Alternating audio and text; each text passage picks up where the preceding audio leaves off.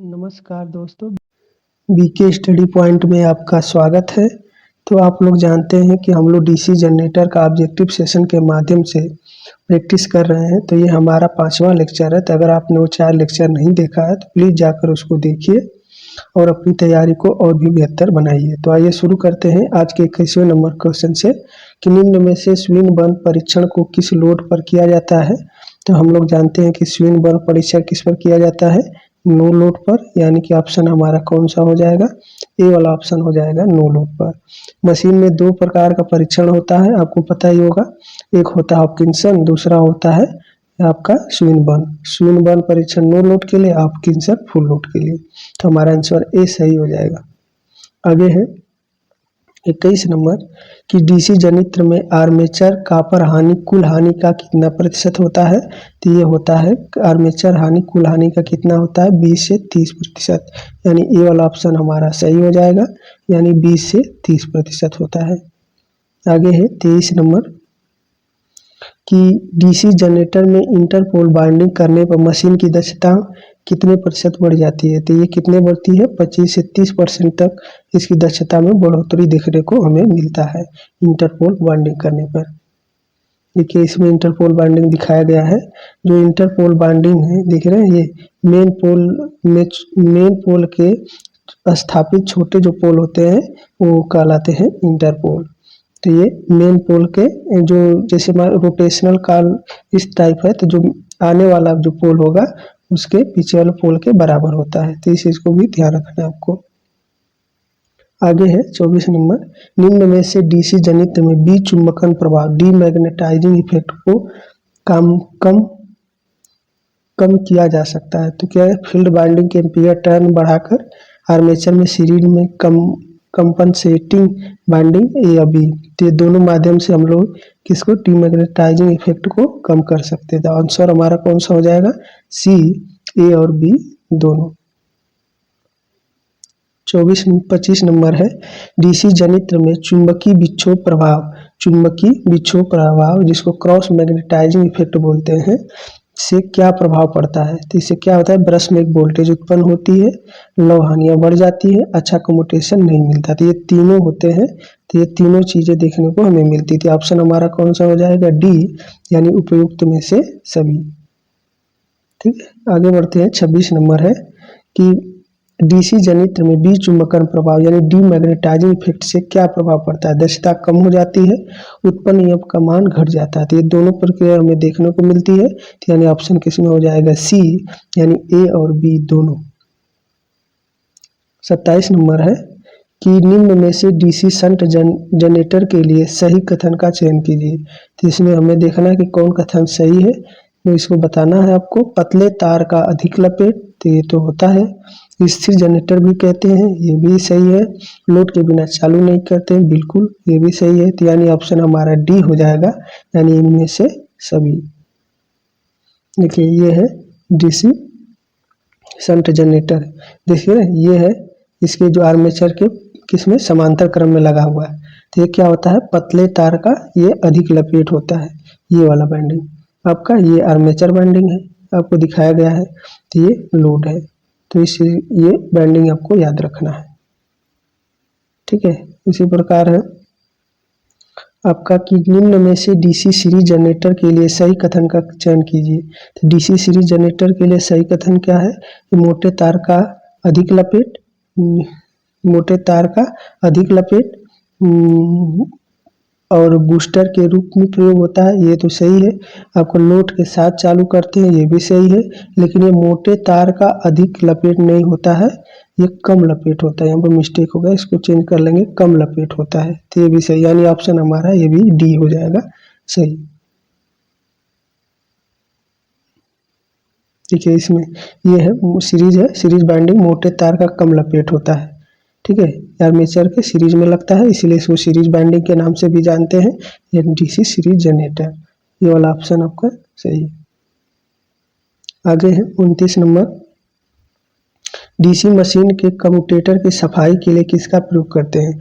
तो हम लोग जो कम्यूटेटर की सफाई करते हैं तो वो होता है कार्बन टेट्राक्लोराइड। क्या होता है, कार्बन टेट्राक्लोराइड, यानी बी वाला ऑप्शन हमारा सही हो जाएगा।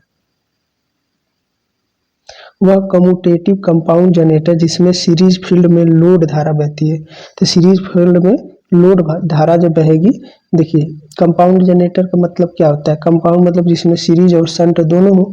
तो अगर ये आर्मेचर है तो आर्मेचर के तो सीरीज में, आर्मेचर के सीरीज में होता है सीरीज, और ये हो जाएगा आपका फील्ड वाइंडिंग, हो जाएगा कि नहीं। तो पूछा कि लोड धारा बहती है किसमें, सीरीज फील्ड में।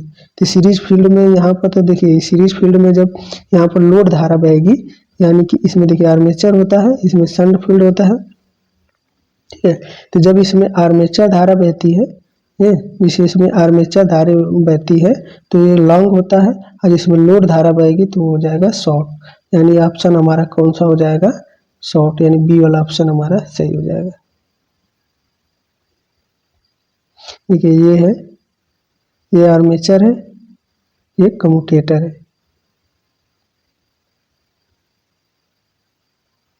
लेकिन लोड के बिना अवस्था में कौन सा जनरेटर सीरीज जनरेटर की भांति काम करता है। तो जब लोड के बिना हम लोग यूज करते हैं तो वो होता है डीसी शंट जनरेटर, यानी बी वाला ऑप्शन हमारा सही हो जाएगा। अगर लोड के बिना हम लोग चालू करते हैं तो ये क्या है, सीरीज की भांति व्यवहार करता है। निम्न में से छोटे जनित्र या डायनेमो के बारे में कौन से कथन सही नहीं है, यानी गलत कथन का चयन करना है। ये कम शक्तिशाली होते हैं, ये तो सही है। ईएमएफ परिवर्तन नहीं कर सकते, ये भी सही है। लोड को ईएमएफ तुरंत प्राप्त होता है, तो ये भी सही है। अधिक शक्तिशाली होते हैं, नहीं, ये वाला चीजें नहीं होती, यानी ऑप्शन हमारा डी हो जाएगा। ये कम शक्तिशाली में प्रयोग किए जाते हैं। निम्न में से पोल शू या मोल्डेड शू के प्रकार हैं। तो पोल शू या मोल्डेड शू में आर्क शेप भी होता है और चेम्पर्ड टाइप भी, दोनों प्रकार के शू देखने को हमें मिलते हैं, यानी ऑप्शन हमारा क्या हो जाएगा, सी सही हो जाएगा। देखिए इस प्रकार से दिखते हैं, आपको देख रहे हैं कि नहीं, ये देख रहे हैं, ये किस शेप में, ऐसे है, ऐसे करके ऐसे, ये तो चेम्पर्ड टाइप इसको बोलते हैं पोल शू।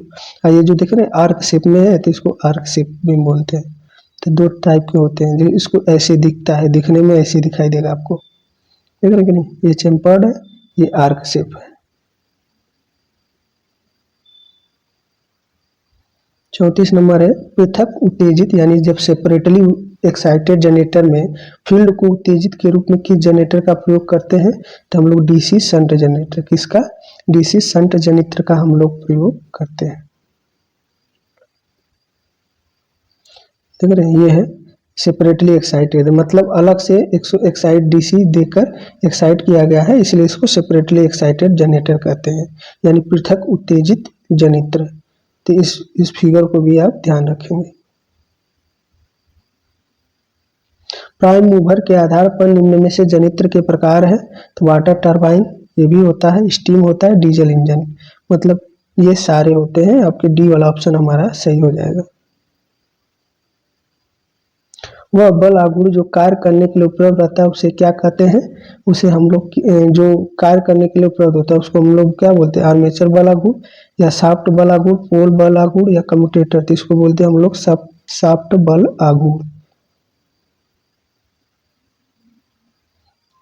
आगे है, दो नजदीकी पोल के बीच की दूरी का केंद्र, दो नजदीक पोल के बीच की दूरी का कोण क्या कहते हैं हम लोग, पोल पिच कहते हैं, यानी ए डी वाला ऑप्शन हमारा सही हो जाएगा। इसे क्या कहते हैं, पोल पिच। ठीक है, देख रहे हैं, इसमें दिखाई दे रहा है कि नहीं आपको, देखिए ये है पोल, दो पोलों के बीच की दूरी, इसको बोलते हैं पोल पिच। इनके बीच में कितने डिग्री का, 90 डिग्री का होता है, देख रहे हैं, यहाँ से यहाँ तक का, यहाँ से यहाँ, यानी एस से एन तक का, इसको क्या कहते हैं हम लोग, पोल पिच। ठीक है, इस चीज को ध्यान रखना है, यानी दो पोलों के बीच की दूरी को पोल पिच कहते हैं।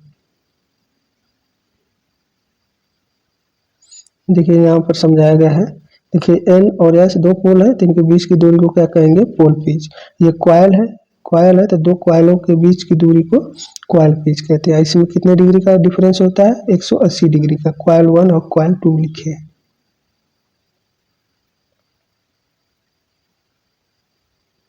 आगे है, डीसी मशीन में बाइंडिंग फुल पिच बाइंडिंग कहलाती है।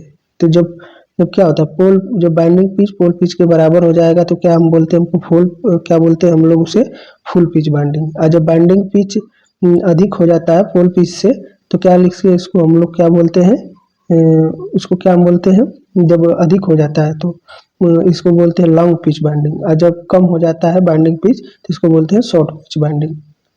तो इस चीज़ को ध्यान रखना है आपको। देखिए यहाँ पर इस चीज़ को समझा दिया गया है, देख रहे हैं, ये देखिए पोल है, अब जब पोल के बराबर है तो इसको बोलते हैं फुल पिच बाइंडिंग। जब पोल से कम हो गया है तो इसको बोलते हैं शॉर्ट पिच बाइंडिंग, और जब यही बाइंडिंग इधर चलाएगा इससे ज़्यादा तो इसको बोलते हैं लॉन्ग पिच बाइंडिंग, लॉन्ग। देखिए प्राप्त धारा कैसी होगी अगर डीसी जनित्र के आर्मेचर को स्लिप रिंग से जोड़ा गया है। जब स्लिप रिंग होगा तो ये एसी प्राप्त होता है, स्लिप रिंग से एसी, और कम्यूटेटर और स्प्लिट रिंग से डीसी। इस चीज को ध्यान रखना है आपको, ये वाला ऑप्शन हमारा सही हो जाएगा। देखिए इसमें जो है डीसी जनरेटर का, देखिए इसमें स्प्लिट रिंग या कम्यूटेटर यूज करते हैं तो हमें डीसी प्राप्त होता है, तो इसको बोलते हैं डीसी जनरेटर। और जब इसको स्लिप रिंग का प्रयोग हम लोग कर रहे हैं, 2 स्लिप रिंग है, देख रहे हैं कि नहीं, कार्बन का प्रयोग करके, तो इसको बोलते हैं एसी जनरेटर या अल्टरनेटर बोल सकते हैं इसको। तो इस चीज को ध्यान रखना है आपको।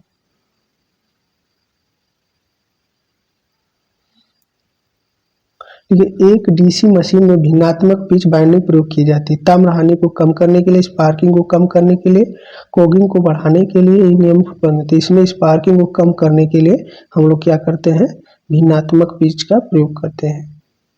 तो ये वीडियो आपको कैसा लगा कमेंट बॉक्स में जरूर लिखें, और ज़्यादा से ज़्यादा अपने मित्रों में शेयर करें और चैनल को सब्सक्राइब करें। तो बात आज के लिए इतना ही। जय हिंद, जय भारत।